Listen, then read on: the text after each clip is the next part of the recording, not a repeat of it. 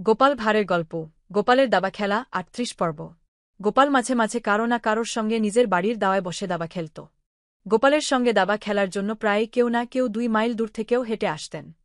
অন্তত এক বাজি খেলতে না পারলে অথবা কারোর সঙ্গে দাবায় হেরে গেলে গোপাল সে রাতে মোটেই ঘুমাতে পারত না। সারারাত বিছানায় শুজে শুজে শুধু ছটফট করত। দাবা খেলায় ভীষণ নেশা গোপালের, বলতে গেলে দাবা খেলার সমজ গোপাল বাহেগানি হারিয়ে ফেলত। একদিন গোপাল দাবা খেলছিল, আর এক চাল দিলেই কিস্তিমাত হয় আর কি। এমন সময় বাড়ি থেকে একটা চাকর ছুটে এসে খবর দিলে, বাবু তাড়াতাড়ি বাড়ি চলুন, কর্তামাকে সাপে কামড়েছে, কর্তামা ভীষণ কষ্ট পাচ্ছেন, ডাক্তার আনতে হবে।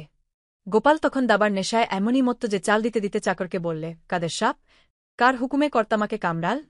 সাপটার বিরুদ্ধে রাজার দরবারে নালিশ ঠুকে দিয়ে এখনি ছুটে চলে যা, একটু পরেই আমি যাচ্ছি। চাকর বেচারা কর্তাবাবুর কথা শুনে হাঁ করে দাঁড়িয়ে রিল। গ্রন্থনা অধ্যক্ষ মহসিন আলী আঙ্গুর, সম্পাদক ও প্রকাশক মুজিবনগর খবর.com, মেহেরপুর।